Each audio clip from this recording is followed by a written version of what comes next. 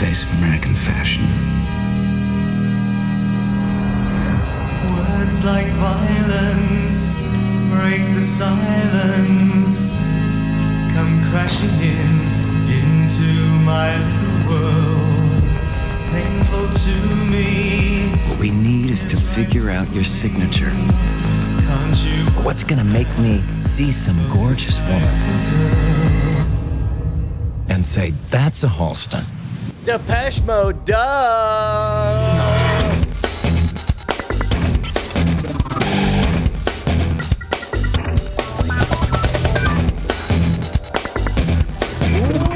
Welcome to Cordkillers, the show about watching the stuff you love when you want, where you want, however you want. I'm Tom Merritt. Hey, I'm Brian Brushwood, and that is what, a new original from Netflix? It is a new original from Netflix, and it features Ewan McGregor and some other actors. It's Halston, I assume about a fashion designer of some kind. Named Halston. Yeah. Coming to Perfect. Netflix when you type in the search word Halston. Well, you know what they say. Joining They us say, today, it's been... Yes. What do they say, Brian? what they say is when God kills Brian's laptop, he always puts an Emmy on his desk. And that is about as good a segue as any to bring in one of our oldest, longest contributors, one of our fabulous patrons extraordinaire. Thank you so much for joining us, Eklund. It's always great to be here. You guys are, idols of mine, so I love coming on the show. Seriously true. It's just like if without you, I wouldn't be doing this. So anytime. We have hockey news. We have hockey news in the Cordkillers today. We cannot do an episode of Cordkillers with hockey news without having hockey buzz. So it was a match made in heaven. We had to do it. We're not going to get to the hockey news right off the top, though. Let's start with our primary target. Oh, we told you it was coming, and it's here. The YouTube, well, it's not here. The YouTube TV app is no longer available for download from the Roku channel store. Roku and Google could not reach an agreement on terms. So existing YouTube TV customers, don't delete your app because you can still use it, but new customers can't get it. Platforms like Roku often make special agreements with larger app makers on things like ad revenue, app placement, promotion, user data. Roku says YouTube wanted access to customer data it was not willing to share and wanted Roku to agree to hardware requirements for the YouTube TV app to work that it thought were too onerous. It wanted to limit search results to just YouTube results when the YouTube app is open. Roku itself wants to lower the priority of a dedicated search result row for YouTube that shows up in Roku's general search. Roku says it has not asked for more money. It just doesn't want to agree to these other terms. Google said, quote, "To be clear, we have never, as they have alleged, made any requests to access user data or interfere with search results. This claim is baseless and false." Now, before we get into whose side are we on, or if we're tired of this, or we thought we were over it when we got away from cable, the reason Roku does this more than others is that Roku needs the leverage. Roku doesn't have the leverage that, say, an Amazon does because it's in so many other businesses, or that a Google does because it's in so many other businesses, or that Apple does. Roku is the leader in streaming devices in the US, but it's falling behind in other markets. According to a new report from streaming media intelligence company Conviva, Roku is losing out to smart TV makers like Samsung and LG, particularly in South America. The report also shows that viewing has shifted from mobile to the big screen, from prime time to anytime, and from live to on demand. Now, those last parts aren't as big of a deal for this YouTube TV story, but Roku knows that it can't throw its weight around if it's declining, and so it needs to make sure it's maximizing what it gets out of every deal, so it plays hardball, Brian. In an exclusive report made available to Cordkillers.com, sources familiar with the matter released the transcript of the following audio recording between negotiations of Roku and YouTube. What? What do you mean, what? Bro, what do you mean, bro? Bro, you want to go? Oh, you want to go? Oh, you want to go? No, you want to go. Oh, bro, it's on. It's on. It's totally on. It's on. Muffled catawampus. Back to you, Tom. Well, I mean, sort of. really, this is a bunch of lawyers in a conference room saying, like, I would love to believe that this is the way lawyers talk to each other.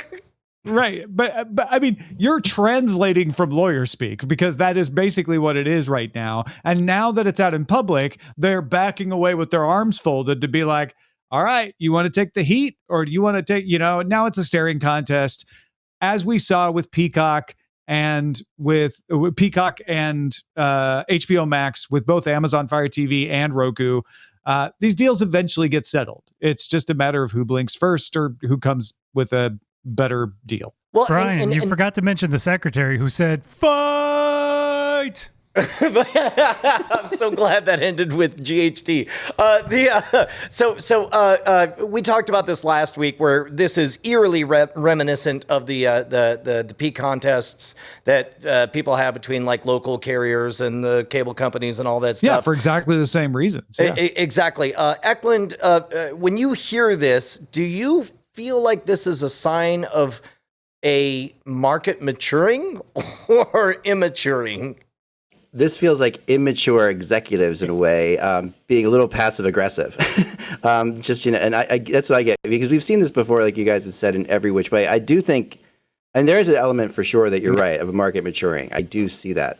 But I also see things like, how many Android boxes have I gotten over the years just to try out for fun that don't have, one doesn't have Hulu on it, one does this on it, or that on it, and this is like, and Roku is sort of, if you're going to be aggressive, like YouTube and Google could never be aggressive towards Apple, because that would be too much. They couldn't be, but if they could be aggressive towards Roku, that's the one company I think they could try to flex muscles with a little bit and say, hey, you're just Roku. Well, and that's what it feels like to me. On top of that, Roku originally only had one thing going for them, and that was being the only game in town when it comes to the actual hardware box that'll make Netflix appear on your grandparents' television. But then they discovered, now we only have one new other thing going for us, and that's where the platform where your grandparents installed the box, and we get to direct people to places or whatever. So I understand Roku's hard play against YouTube. I don't know for sure if it's merited, and I don't know how quickly the rest of the world is going to eat Roku's lunch, because in a world where all of the apps are going to be able to be installed on all of the televisions, I'm not entirely sure what Roku has going for it. Don't you also think that everyone is a little bit ticked at Roku for driving the price down of boxes, of streaming boxes? Because really that was Roku's job, I think. That's how I see Roku. Roku put out you mean the other hardware manufacturers, maybe? Yeah, think about, so what Google had to do with Chromecast, Apple has sort of, NVIDIA, they've ignored it, but the Twitter box, which I just got, with the Twitter streaming thing, which is kind of cool, these things have all had to come out at like $35, $40 because of Roku. That if Roku had never done it, they would be $100. You can be sure of it. Well, and I suppose it makes sense from Roku's point of view, where it's like, we're not going to be in it to make money on any of these boxes. We're going to be in it to capture the majority of the market by being built into all the televisions. But I have to think we're already seeing the beginning of the erosion of that, because it doesn't look like Roku has done very much. I mean, outside of, I guess, Roku acquired all of the, what was the Sideways? I can't believe I can't summon the word. We mocked it for 2 years. Oh, Quibi. Yeah, their content, the Quibi content. Yeah. I can't believe I failed it. Like, that's how insignificant you were, Quibi. They trademarked.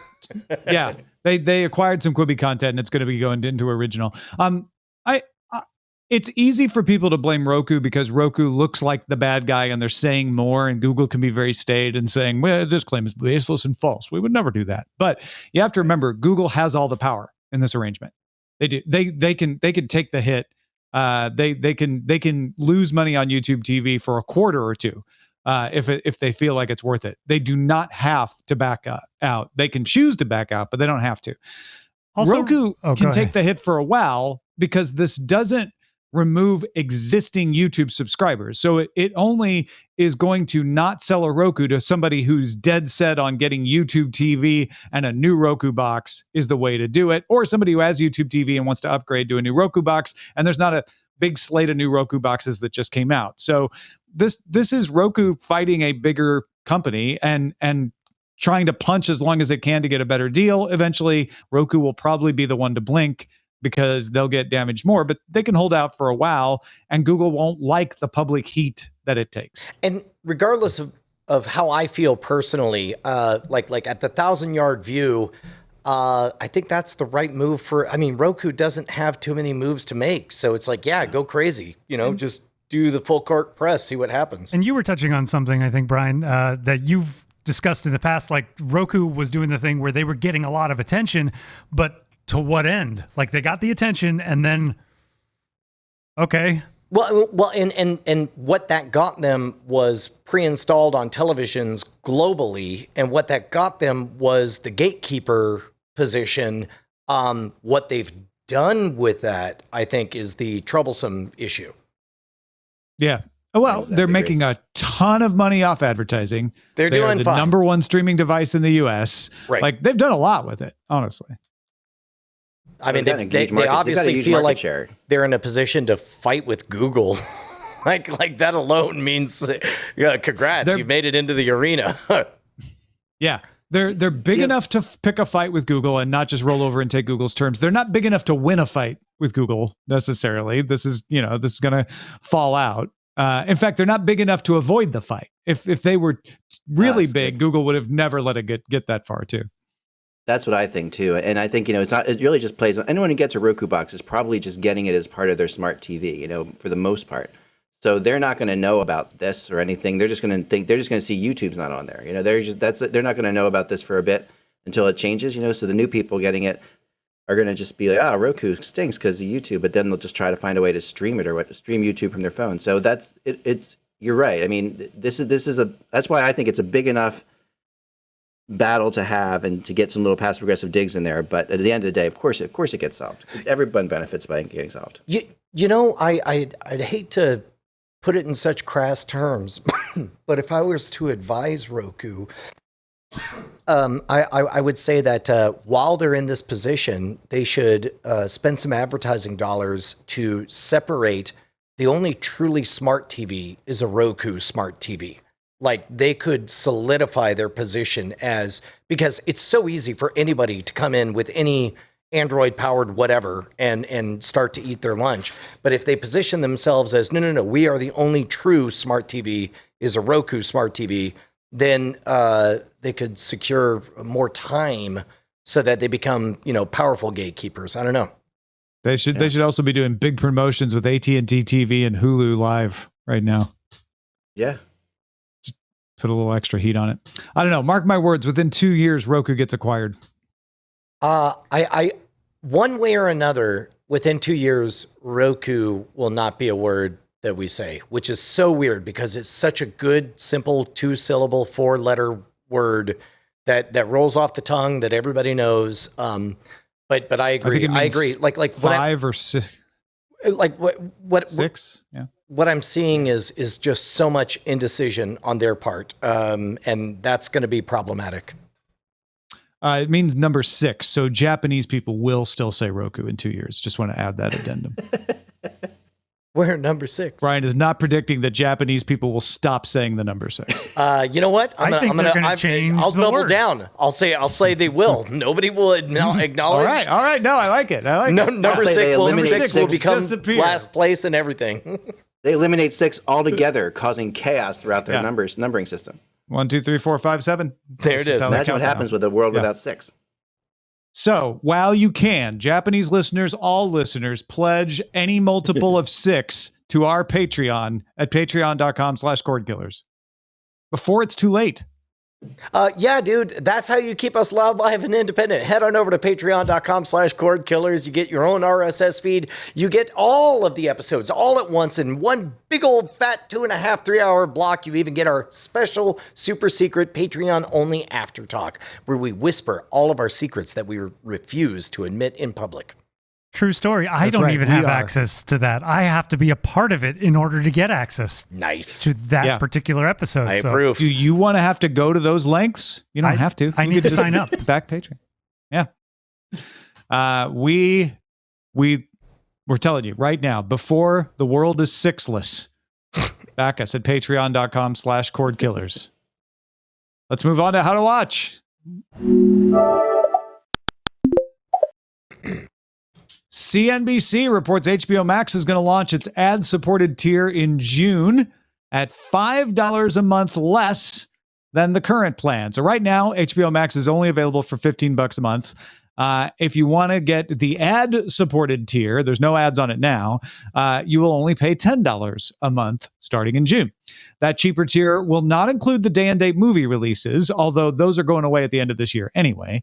Ad-supported members will get HBO shows, and this will not be interrupted with ads. All the other shows like Max Originals and TNT and TBS stuff will. HBO shows will not.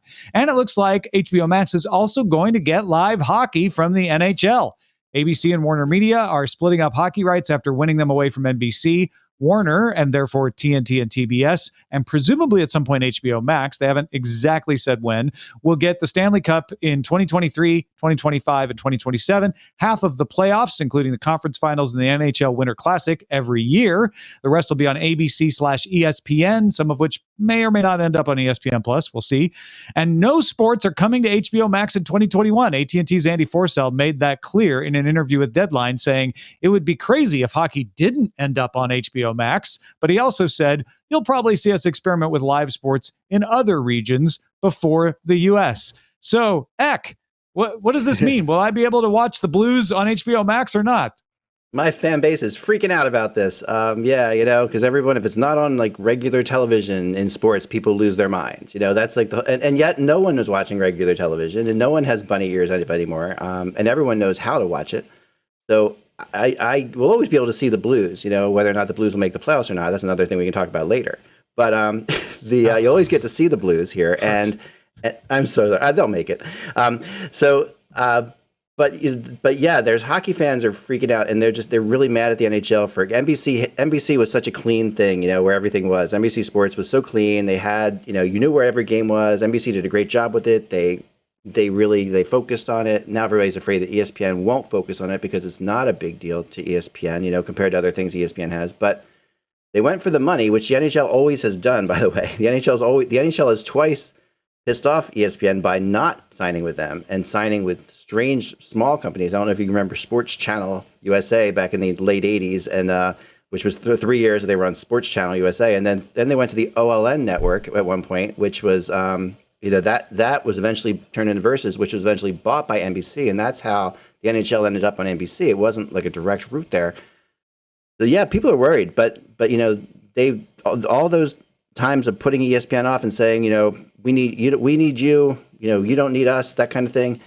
That's what ESPN kept saying to them. ESPN said, you need to be on ESPN, and NHL said, we don't need to be on ESPN. Our people will find it. So they bet on that, and they've won. I mean, to a large extent, the ratings of the NHL are better than they've ever been, and people know more about it. So they will get trouble though if they put it on HBO Max. I think that's going to be a tough thing. You won't be able to put really important games on HBO Max. I can't see, unless they do something special with it. In the past, HBO has done some things with the NHL where they've had games where you can hear the players cursing and stuff like that, where you can hear the players doing, you hear that kind of thing. If they would put something on HBO Max, I would venture that they go that direction more than it's just your average everyday game. Just from talking to people at the NHL offices this week. Yeah, my guess is you're right about exclusives, right? They won't put anything on HBO Max exclusive unless it's special like that. I do see them, and despite what Forsell's like crazy dance of like not in 2021, but it's like, well, 2021, that's only half a season anyway. I do see them. Now that they're going to roll out this ad-supported plan and the movies end at the end of 2021 being day and date, I see in 2022, and if you pay for the $15 plan, you also get simulcasts of all our sports on TNT, TBS, which could include the NBA as well as NHL, because that's what NBC said they were going to do. They were closing down NBC Sports, and they were just going to move hockey to USA Network and Peacock. So it wouldn't be exclusive to Peacock, but you could watch it on Peacock on the paid tier. I wouldn't be too shocked if that's what HBO Max ends up doing too. Yeah, I think that would make a lot of sense for them to do that. And also to use this, people have used hockey in the past as a way of as a great introductory sport for their network. Like, this is the first, we're going to use hockey because this doesn't cost as much as baseball, basketball, or football essentially, but it's in one of the major four sports, but it's cheaper. So that's why, OLN did it. That's why Sports Channel USA did it.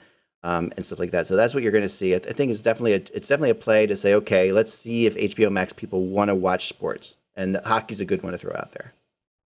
I think all of these streaming services are going to get sports in some way. I'm very, except Disney Plus, because ESPN Plus will be the carrier for that. That they're all bundled together under Disney. But yeah, we're going to see Peacock. We're going to see HBO Max. I wouldn't be shocked to see Tubi, which is owned by Fox, start getting sports. Yeah, and they already have hockey related program. We've talked to Tubi about putting our podcast on there. They already do a lot of different things. The one thing that really suffers from this, though, is the people who get, say, the NHL Game Center package, or the Center Ice package, as they call it, which is, if you watch stuff on NHL.com, which I do a lot of, you get very frustrated when you're told, no, you can't watch this game on NHL.com. This game's on NBC Sports Network. When you start divvying out streaming to all these different things, you're going to have to give games to all these different places. That's going to be affected, and that's going to really make people with Game Center, or, it makes it a lot harder for the NHL to sell Game Center to people, because it's going to get more and more frustrating. And that, I think, is a problem moving forward for sure. The other part of this, of course, is just the idea of an ad-supported tier being $10 a month. I feel like, I know. Related to $15 a month, that makes sense. But sports aside, the idea of $10 a month and you still get ads, that's very pricey compared to what else is out there. Where Peacock has a free with ads tier. Hulu's with ads tier is $6. I don't know about that. Brian, what do you think about that part? They can't pay for Friends. They can't pay for Friends unless they do that, I guess. Can't buy Friends. What HBO Max, that's their bread and butter show, and that's really, to me that's how it plays out. So, and the frustrating thing about oh man, I all I want to do is just do the low grumble, like HBO Max. Why do you make it so hard for me to love you? It's like I hate everything about the way they're setting this up, and then I encounter the service, I encounter their originals, I encounter the back catalog, and I'm like, pretty good, and then they go and do some idiocy like this, where it's like it's again, and we've said this a billion times, HBO has crafted itself as the Cadillac of premier, top quality services. And now they're just acting like they sell Twizzlers at the 7-Eleven. It's so dumb. It's so dumb. I don't like the idea of ads. I don't like and you're right, Tom, that $9.99 makes a difference when you're comparing it to $15.99, but it's like nobody says, I want premier cable television and I want it at slightly cheaper with ads. Nobody ever says that. No. And I think they're thinking sports fans are going to do that, though, but at the same time, I only see bad publicity out of this for HBO Max. HBO Max can be something pretty good. But when you start dealing with sports fans, as I know, they can be a little bit testy, and and that's the crazy part is like I have become aware over the last 2 years that I'm the wrong person in the room. I still feel it. I still feel like everything they're doing is dumb and wrong, but they keep being successful. So I don't know what to do. Yeah. I mean, when it comes down to it, people are less price sensitive than they say they are, right? It's one thing to go on Twitter and go like $9.99, I'll never pay that. It's another thing to say, crap, the Caps are on HBO Max and I have to watch. Well, $9.99, it's not that much. I'll just pay for 1 month and see how it goes. And the next thing you know, you've been signed up for a year. Raised by Wolves season 2. Well, I guess I'll do it with ads for less than $10 a month. Oh, screw these ads. 15 and all here's the a way. Question for both you guys. Right. I don't know the answer to this, but has any sports thing been televised without ads in a situation like this? Like if you're buying HBO Max, are you going to not have advertising still? In Certainly sports? Like all of the pay-per-view events, like every pay-per-view, every UFC, anything. So to that point, if they were to put live sports on the HBO Max $15 a month tier, it will have ads. They'll just, and because there's all kinds of examples of this. Hulu Live TV without ads means there's no ads on the on-demand. Doesn't mean that the live channels don't have ads. So they'll say like, well, of course the sports has ads because it's live. Right. It's on-demand stuff that doesn't have ads. Yeah. Right. That gets more, that people are going to get angrier about that. You know? One last real quick question. Do we think, and I know some of us on the panel looking at you, are a bit biased, but do we think that hockey is the magic gemstone in this that will bring success? Or oh, hell no. I mean, I'm not biased. I mean, you know, like, it doesn't matter to most. It still is. It's still a niche sport, you know, in a niche area. And I mean, it's not like Canada where, you know, everybody has to have the CBC, and if you don't have the CBC, the government will put a satellite dish in your yard, and you'll have the CBC. This is like so you can watch hockey night in Canada. Which is the shirt I'm wearing right here, but it's like completely ridiculous. No, this doesn't matter to most of America at all.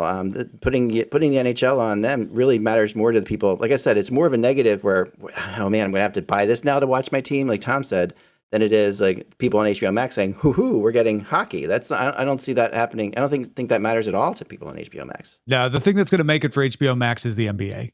The thing that's going to make it for Amazon and Paramount Plus is the NFL. Saying probably ESPN has everything. And now they'll have hockey too. So but again, with the caveat, it's going to be, Tom, the caveat there is if they broadcast these games like with like all the cursing and players mic'd up and all that stuff, that's where they can win. That's where HBO Max can possibly win. They can be like the adult, where it's also being broadcast on NBC, but it's or TBS or whatever, but it's being broadcast on HBO with all like unedited. That it's to all me additive, makes right? It's like if you don't want to have cable, you can subscribe to HBO Max, get all our NBA and NHL games. It's additive, and if it's like, and we'll also give you like the unfiltered feed of whatever, right? Yeah, right. But I think that's where we're headed. That becomes interesting to fans and sports fans, but otherwise, no. All right, let's talk about what to watch in Under Surveillance. Not like real estate. It's all about location. Under Surveillance. Marvel released a sizzle reel for all its upcoming movie titles. It had audio from Stan Lee, kind of some shots of people watching Avengers Endgame in the theater to kind of get people all riled up to go back into the theaters to watch movies instead of watching them at home. But it also had confirmation of titles and release dates and even a little bit of new footage. Black Widow still set for July 9th in theaters and on Disney+. Shang-Chi and the Legend of the Ten Rings still on September 3rd. The Eternals on November 5th showed some new video. First look at some video with Angelina Jolie and Kumail Nanjiani and a couple others. Spider-Man No Way Home is now set for December 17th. Doctor Strange and the Multiverse of Madness is March 25th, 2002. Thor Love and Thunder, May 6th, 2022. And Black Panther 2 will be called Black Panther Wakanda Forever. Will coming out July 8th next year, 2022. The next Captain Marvel will be called The Marvels. Because you'll have Ms. Marvel in there and a few other folks. That's arriving November 11th, 2022. Farther off, Ant-Man and the Wasp Quantumania, coming February 17th, 2023. And Guardians of the Galaxy 3, May 5th, 2023. And of course, the teaser ended with the Fantastic Four logo behind the Marvel Studios logo, but that was all they said about that. There was no info or anything. It was enough. It was enough for me. I saw 3 lines that made the shape of the number 4, and I was excited. Everything else about that trailer, whatever that was weird. I was like, who is this for? What are you announcing?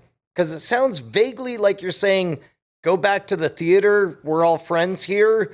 It sounds vaguely like you're flexing on, hey, remember us? We created an awesome 22 movie franchise or whatever. Also, stay at home and watch our television shows. We're great. We're Marvel. Here's the number 4. They didn't mention the television shows. They didn't mention very carefully did not mention the television shows. Oh, you're right. Yeah. Not once. This was all about, we need to be together. We love being around people. That's what the Stan Lee quote was. Then you show people in the theater reacting. Like, wasn't that a great moment when we all reacted in the theater? Don't you miss that? Well, here's all the movies coming back to the theater. So, like, I'm not crazy. That was weird, right? That was a weird trailer. Yeah. It didn't bother me. I didn't think it was that weird. I thought it was pretty straightforward. Like, please come back to the theaters. We need box office receipts. But am I the only one who, and I grew up with comic books and I love this whole thing. I love the Marvel Universe and everything like that. But I'm the only one who feels like post-pandemic, this feels different. Like to watch superheroes doing their thing. There's something about that just like it just doesn't ring true to me right now. It almost feels like the cheesy thing that it would have been had they done it 10 years before they started doing it. I don't know. Yeah, and also, you know, I don't know. I understand the emotional tug of having Stanley's voice, but I agree. It feels like that seems like a last decade thing that is happening right now, and I'm not sure how to feel with. Are you guys suggesting that it's like right after 9/11 happened, all the Independence Day and what is it called? Catastrophe porn? Yeah. All of the Michael Bay stuff feels a little bit different or something. There might be something to that. I don't have words for it, Ek, but I think I'm feeling the same thing you're feeling, where it's just I'm a bit confused and not real sure how I feel about it. I don't want to feel it. You know what I mean? It's like one of those things, but it's just one of those things. You know, like you don't want to feel it, but at the same time, you're thinking to yourself, okay. I was shocked that it was being like a geeky kid who had comic books, and I was the only one who knew this story. I was shocked when it got big, and now I'm really shocked that it's still big. And I think that, and it feels it. You know, I was all in for Infinity and all that stuff, but I feel now like I don't know. There's other things that are prioritizing in our minds now, and superheroes aren't going to be able to fix those. And we've learned a lot of stuff about superheroes can't fix a pandemic, for example. So I don't know. It's just me, and I'm not here to say that this is usually the moment where pundits of all varieties like to use the word should. I'm not here for the word should. I'm not here to tell anybody what they should or shouldn't do. But I can confess, watching this, I was just confused. It tickled something odd in my brain, and I'm glad to hear, Ek, that you had the same strange feeling. I don't know what it is, and maybe somebody could write us at cordkillers@gmail.com. Yeah, because I mean, I am dead inside, but I got no confusion out of this. I immediately was like, oh, this is now we're all getting vaccinated, cases are going down, theaters are opened up. Don't you miss hanging around with people? Y'all been talking about how you miss hanging around with people. Here's where you can hang. I felt the opposite of you, Brian. Like I felt like, oh yeah, no, this is spot on. Well, and then maybe in that case, you also don't have kids working at home. You know, even in that case, Tom, I can 100% agree with you that was probably what they were going for, but I just felt like the timing was off. I felt like I was like, "Woo, that's about 6 weeks too early. What are you doing?" Yeah, not quite yet. Maybe that's what the funny feeling that I got. I don't know. Maybe we're all experiencing different timing because here in LA, we just had our second day in a row with 0 deaths from COVID for the first time since March 18th, 2020. Wow. More than 50% of the county is vaccinated. Things are about to open back up where like you can have theaters over 50%. So maybe this is one of those times where I am suffering from the inside of LA County bubble, and Marvel was too. Well, and like, on the flip side, things are getting back to normal. On the flip side, like I'm chatting with Justin Robert Young, host of Politics, and he was telling me that as shorthand, he glances at the data in India and condenses it and looks up the American city that closest matches the numbers. He's like, oh, 1 Philadelphia of people caught the bug today. 1 Houston of people caught the bug today. And he's like, so maybe it's an information diet situation that we're dealing with. Well, yeah, because I'm consuming all of that information. I'm watching the cases in India. I'm watching the cases in Brazil. It's not like I'm absent of that, but I'm like, oh, but this isn't meant for those markets, right? Right. I immediately assume, yeah. And I think it's a question of whether you're ready to escape or not. If you're ready to escape, you're ready to go into that escape world again, which was wonderful when you had it the first time around. Maybe then it's perfect. You know, I don't know. That's what I don't know. Which, by the way, one last note on that is, like, I was already confused because I got the bug before the vaccine was available, and it was a very confusing experience to be over the fear and be the only one that I knew that was over the fear and had nothing to be afraid of. That was a very strange experience. So maybe it's another wave of that I'm going through. Yeah, because I mean, now that I think about it, everybody's super excited about the Disney Plus shows. I mean, we can disagree and agree about which ones we like the best, but folks are watching The Falcon and the Winter Soldier. They're watching WandaVision. They're excited about Black Widow coming to Disney Plus. So I don't think it's that they don't want to consume the content. It's maybe just But that's a on matter of where. TV. That's on TV. Things on TV are different. You know, like I don't know. Yeah. When I watch That's what I'm that saying. It's trailer, a matter I think of where. Do I want to watch it Yeah. on TV or do I want to watch it in the theater? Yeah. when I see that trailer, it's saying you're going to go to the theater and watch these. We will make you watch Shang-Chi in the theater, probably. Right.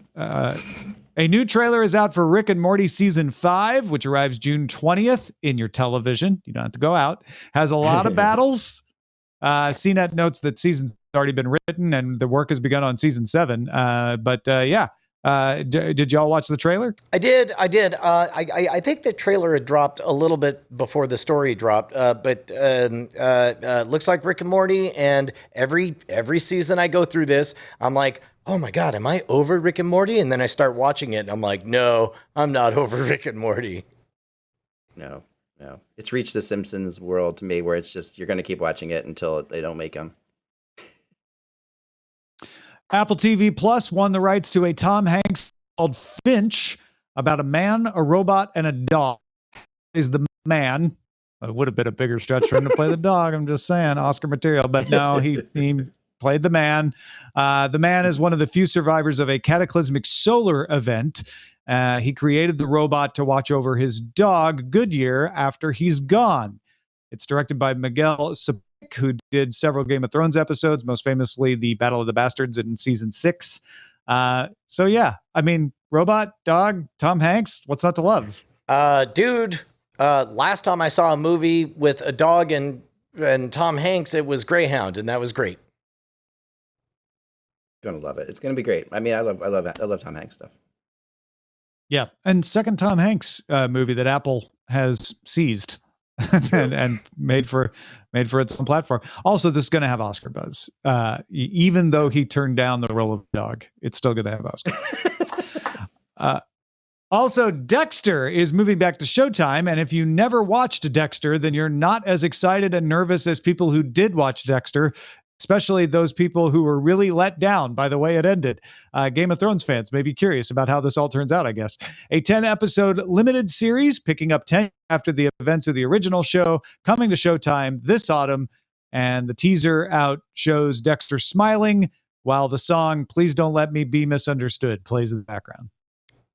I know it's a spoiler, but I never watched the show. Like, what was it that everybody, we could do a full-on spoiler alert if you care and you're about to watch this 10, 15-year-old show. And spoiler alert. There you go. I could do the abridged version if you want. I think we can talk about it without spoiling it. Okay. Never mind. And he's out. Yeah, which is to say, it ended with Dexter going off and doing something that everybody was like, no, that doesn't make any sense. John, is that? I want to add to that all the tragedy that preceded it, but that would be a lot of spoilers. Nothing means They built anything. up a lot of Dexter, and it didn't pay off. Yeah. So the question is, will this 10-episode limited series pay it off? How about that?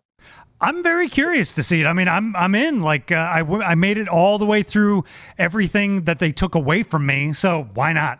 Feed me. Yeah.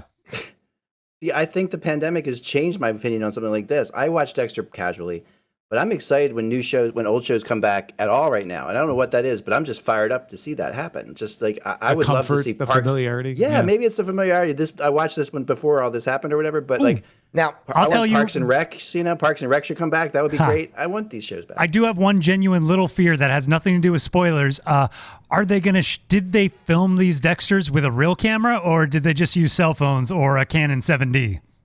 it's a Zoom episode. We'll have to find out. Yeah, Right. we don't know yet. I can't tell from the teaser. Tom, you teased the suggestion that maybe Game of Thrones fans could hold out hope for a fixer-upper Band-Aid to come out later. Do you really think that's possible or no? No. I was just throwing that out as a joke. That was meant as a jokey aside. I actually, I in an age where HBO Max does HBO Max-like things, I do believe anything is possible. Me too. We got a few other notes. Apple TV Plus musical comedy Schmigadoon will premiere on Apple TV Plus July 16th, starring Cecily Strong and Keegan-Michael Key. It is a parody of iconic musicals. J.K. Simmons will replace Ed O'Neill in Amazon's sci-fi series Lightyears alongside Sissy Spacek. O'Neill had to exit for family reasons. And Netflix will stream Sailor Moon Eternal starting on June 3rd. Nice. I'm actually really looking forward to Schmigadoon because anything with Cecily Strong and Michael Key probably is great. I mean, to be they're honest, great. I heard very little after anything you said after J.K. Simmons because all of a sudden I just had dreamy eyes and I was thinking, I did say that before J.K. Simmons. okay, maybe I'm just No? bad Okay. at co-hosting. Don't beat yourself up. Brian is trying to do this entirely off a very tiny screen, everyone. It's a very Please tiny give him- screen. I don't have a It's an laptop. incredibly tiny screen. Ek, what about you? Any last thoughts on that stuff? I like this. I agree with you. Those two are great, and it's going to be phenomenal. I think Apple Plus is doing a pretty good job. I mean, I definitely want to see more from them. I like where they're going with it. They obviously have the money to do it, so let's throw money at things. Let's do it. All right, what do we had our eyes on, Ek? Anything you've been watching lately you want to tell folks about? Yeah, I'm a lot weirder than you guys in terms of stuff like this, but I have to admit that I am watching a series on the Animal Planet. Well, actually, I'm watching it on. My son is a huge conservationist as far as animals go, and that's going to be his future. He's been sick at home, I guess you probably remember, for like a couple years now, and he and I work in the same room all the time, so he watches nature shows constantly, and I've gotten really into one called Extinct or Alive and you can rent it on Amazon. It's an amazing show where this guy goes out there and he goes and he looks for animals that are deemed to be extinct, but there are rumors of sightings of them, kind of like finding Bigfoot, but it's possible they actually find them. Oh, that's great! That's brilliant. And he actually does find them. He found like there's 3 creatures. I don't want to be a spoiler on that either, but there are three of the in the 2 seasons. There's at least three that he definitely rediscovers these animals. Now he's getting a lot of heat from it in some places because they're calling him a parachute scientist, I think, which is where a guy goes in and people are already doing the research, but he comes in with the TV cameras and makes like, this is my discovery and all that stuff because he takes it. But the guys on the ground are happy to have him because they need money for their research, so they're like taking the money from the Discovery Network too. So it's all the same, whatever. But it's a fantastic show to watch, and I'm a huge Bigfoot fan too. so this kind of feels. My son's always like, Bigfoot's not real. I know Bigfoot's not real, but I want it to be real. I want the hope to be real. My home keeping the hope alive. But this is they actually find these animals, and it's an amazing story. So Extinct or Alive, it's called. It's really awesome. That is a complicated Excellent. question about whether or not like you're taking something away from the scientists by lending them a big, bright, global spotlight on the work that they're doing. I don't know. Because they work for 5 or 6 years to get 95% there. But they need that extra little bit, And this guy comes in and he's like, and he's a really good guy, and he does give them credit too. He says, I'm walking, and he talks about them and talks about their projects. I think he's doing fine. There are people on the internet, of course, are known to be critical at times. I guess we all know, and that they do criticize him for this quite a bit. His name is Forrest Gallant. He's a really interesting character too. Wow, very cool. You don't know if that's on Discovery Plus by chance, do you? Don't know, but it feels like it should be. Brian, you tell us what you've been watching, and I'll look it up and see. I finally saw a little movie with a dude named Bob Odenkirk called Nobody, and I had my mind blown out the back of my skull and rented it twice, watched it, went home, made my wife watch it, and mainly I was watching my wife watch it, and it's so awesome. It's awesome beyond words. It's amazing because like the whole first 20 minutes, like they're very clearly trying to spell out this story of him being a schlub. And meanwhile, I'm just staring. I'm like, Bob Odenkirk, you're so fit. You look great. You're, hold on, Google's almost 60. You're winning at life. Bob Odenkirk, you're the best person ever. I'm so happy for you, Bob Odenkirk. And then it's great. It's great. It delivers that rarest and most wonderful of gifts, genuine surprise. And this is coming from somebody who thinks he knows a thing or two about conventional story plots. And I was genuinely surprised again and again. I liked it a lot. Fantastic. By the way, Extinct or Alive, available on Discovery Plus and Fubo TV on demand. There you go. Somebody in the As well chat as, like you asked if said, it was for worth rental. the $20 rental fee. 100%. Spend $20 to rent it right now. Going back to nobody now. Yes. That Brian is saying is worth the rental fee. Yes. Yes. I would also say it's worth it to buy Extinct Your Life if you own Discovery Plus. And you can buy it on Amazon Prime. Now, going back to nobody, I will also, I'm going to watch it this week, I promise. And then we can talk about it on Spoilerin Time next week. Oh, great. What do you Great. Yeah. Yep. You good? All right. That means I have to watch it a third time. I will. Okay, good. I am also down for that. Great. Anybody else? No? Okay. Sure. I want to mention Vincenzo on Netflix, Korean gangster TV series.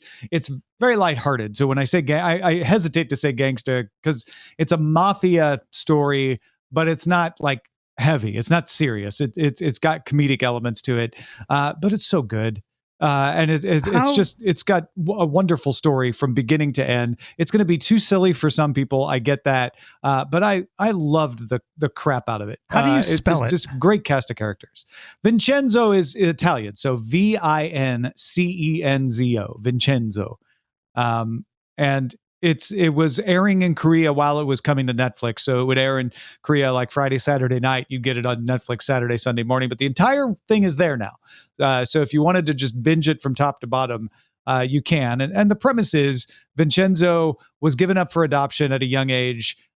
He was adopted into an Italian mafia family, rose up the ranks to become consigliere, and comes to Korea in order to collect some gold that he knows is buried because some bad things have happened with the family that he was consigliere to. And he thinks, well, if I can just go, cool down while things cool down in Italy, I can get this gold and get back to Italy.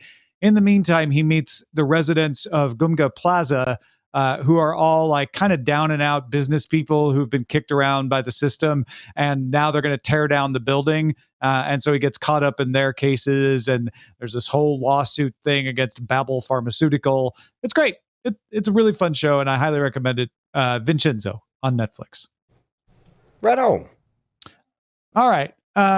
John, do we have something on the lookout this week? Or Unfortunately, we were all a little rushed and frazzled. My computer died, Tom. And yes, it Little was an respect. expected death, but you're but never be ready on the for lookout for the spirit of Brian's computer. There it is. Thank you very You know much. how else we could be on the lookout? If people email us at where, Brian? Cordkillers@gmail.com. And I'll tell you what, I hear somebody out there right now saying, Brian, I would email you, but I don't have a computer. And I say to you, go to doghousesystems.com/rogue. Use promo code ROGUE at checkout. You'll get a free SSD. You'll be keeping us in business from the company that's loaned us all of the hardware that powers this entire studio. Thank you so much to our BFFs over at Doghouse Computers. Oh, good. I see that they have laptops because I'm going to need one. How handy. Yeah, we can go into debt with them for another laptop. It's fine. Doghousesystems.com. Shall we then, if everyone has agreed, the front lines? Yes. Frontlines!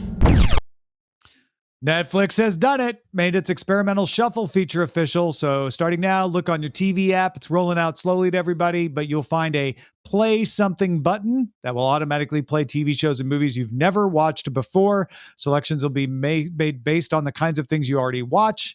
Sometimes it'll be something entirely new. Other times it may draw from series you've started or things that are on your watch list that you haven't got to yet.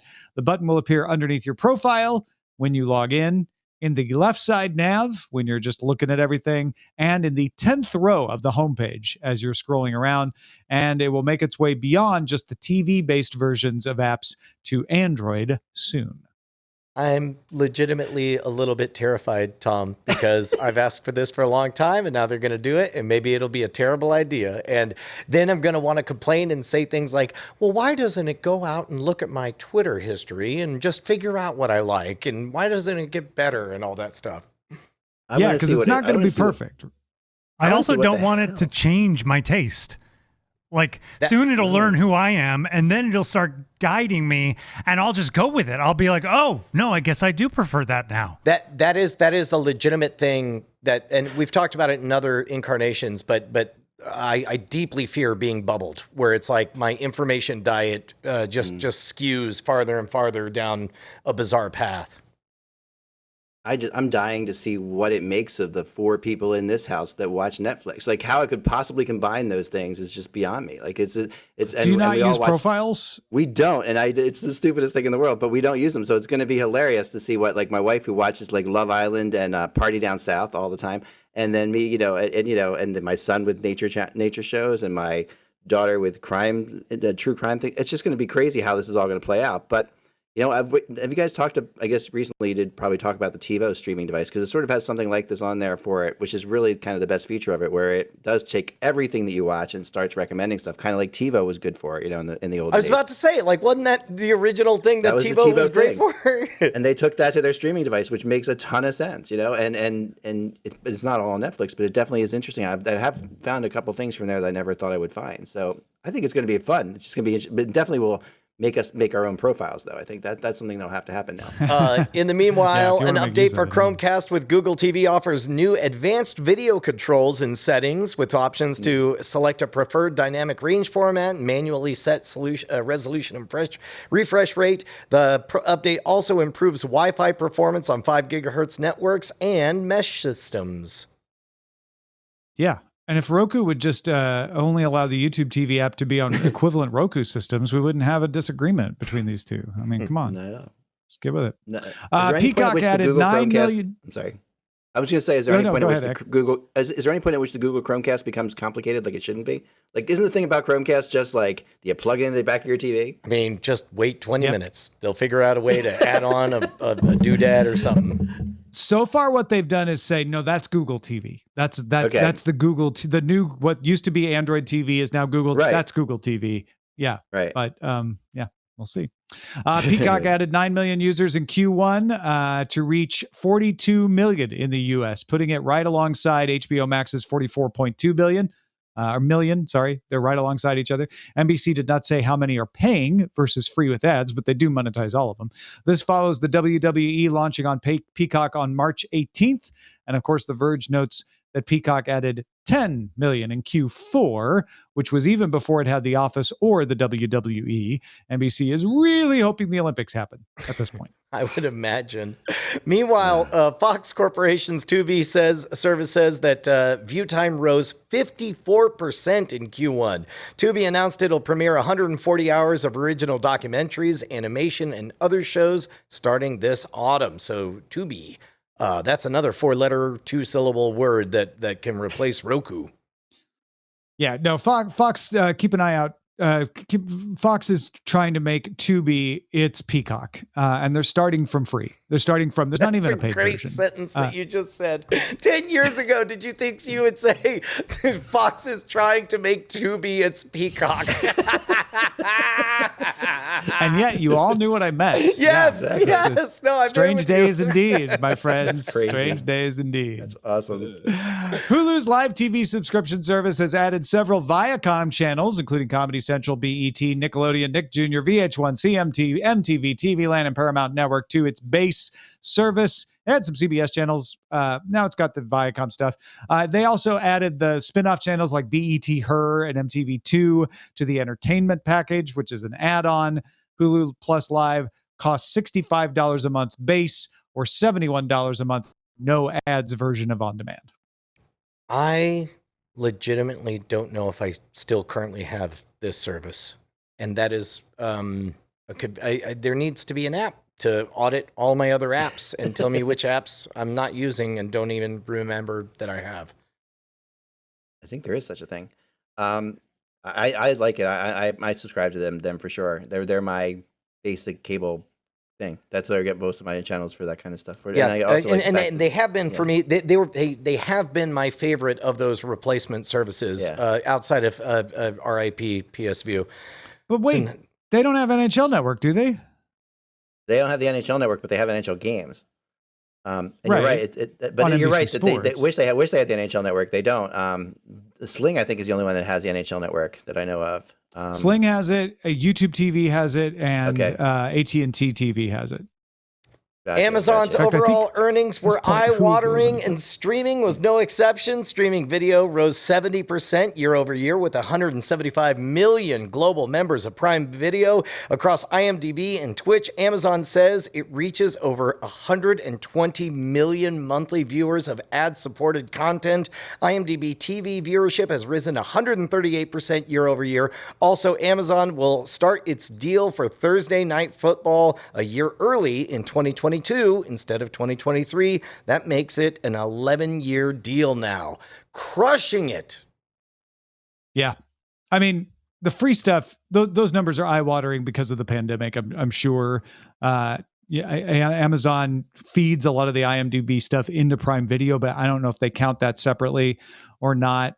But starting Thursday Night Football a year early, that means you've got a lot of money. You were able to just basically tell the NFL, like, here, take this suitcase of money. Can we start a year early? That'd be great. Thanks. Yeah. Oh, man. Going a year early All right, let's probably move costs more on. than the entire NHL deal. Probably more than the entire NHL deal to make that happen, Tom. Yeah, no, you're probably right. That would make perfect sense to me. All right, let's get to the dispatches from the front.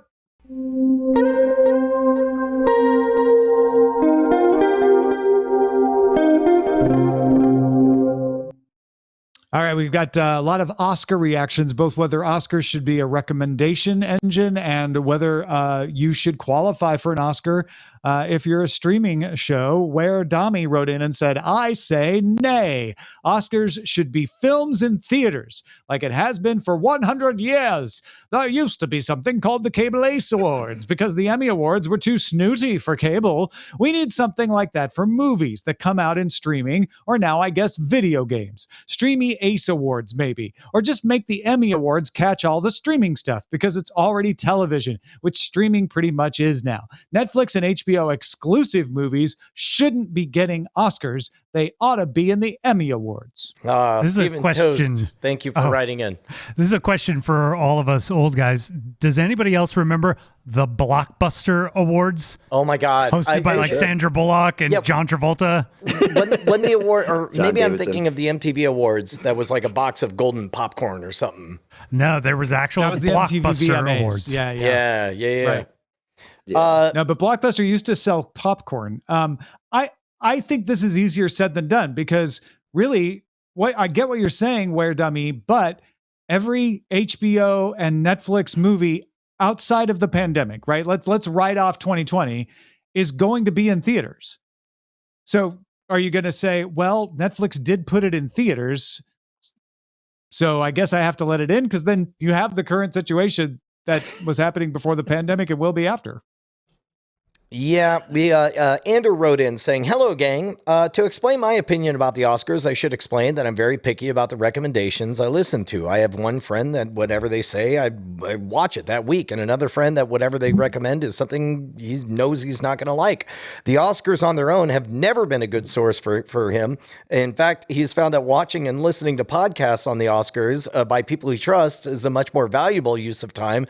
He'll specifically chime in to say that as well as a few other excited to hear the opinions about the awards, but the awards themselves, too self-congratulatory.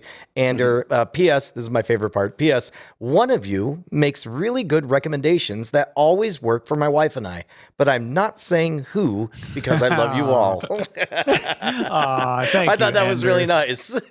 Yes, that's great. and both Brian and I can imagine it's us, and we'll both be happy. It's awesome. Bryce. And then Michael from Texas, it's probably Bryce. Michael from Texas wrote, I think the dip in ratings was because so few people went to theaters to watch movies. If theaters open up full in 2021 and people can get enthusiastic about movies again, I figure the ratings for the Oscars will return to a more normal level. Possibly. We'll find out. I think we'll be able to do that test. Yeah. Does anybody think that the Oscars, their Oscar ratings, just because we don't want pompous people right now? Like they're just when I watch it, Oh my God! know. Yeah, There's- I do think that there's some amount of like, I don't want to be preached to. I don't want to hear about your cause. I don't want to hear about nothing. I don't want to hear that you had to There's never been a quarantine shortage for of 14 days people- in a beautiful hotel or whatever. I don't need that. That's not what I want. You know, it's just like, I don't know. And a bunch Yeah. of really, although really there's rich people explaining our struggles. Right. Eck, thank you so much for joining us. Let folks know where they can find more of what you got going on out there. Yeah, you go to hockeybuzz.com, and that's where we do it. I do a podcast every day. If I could make one little plug, if I could, my son, who I said has been through a bunch of stuff and has really gone through a lot of health issues, and doing different things, has started his own. He makes and designs Muppets and does a Muppet YouTube channel right now that's just hilarious, and it's all based on like conservation for animals and stuff like that. So that's what some of these puppets are behind me. Not Beaker, but these other two are his. And cool. Like this is Stephen Cold Bear, that's that one, who that is, the second one there. So he just has this whole thing where it's really great stuff, and it's called The Land of Puppeteria. If you go to YouTube, The Land of Puppeteria, he doesn't have a lot of viewers or anything like that. I actually do a lot of the puppets too because I'm here, and it's fun. We have a great time with it. It's really fun. So that's just, if you guys get a chance to. I love everything that I'm hearing right now. I am definitely going to Land of Puppeteria. How do you spell that? Land of Puppeteria. The Land of Puppeteria. Yep. Puppeteria. Aria. Yeah. You'll see it, and that's great. It's really goofy, and he's really. It's very much like, because of that. We've also been watching all the Muppets now that they're on Disney Plus too, the Muppet shows. But it's fantastic. Right on. Oh, thanks. There it is. Yeah, you got it. That is fantastic, man. Even got written up in the Herald. Look at that. Our website is cordkillers.com. Our email address is cordkillers@gmail.com. We're live on twitch.tv/Night Attack, which is also carried on diamondclub.tv Mondays at 7 p.m. Eastern, 4 p.m. Pacific. We'll talk to you next time.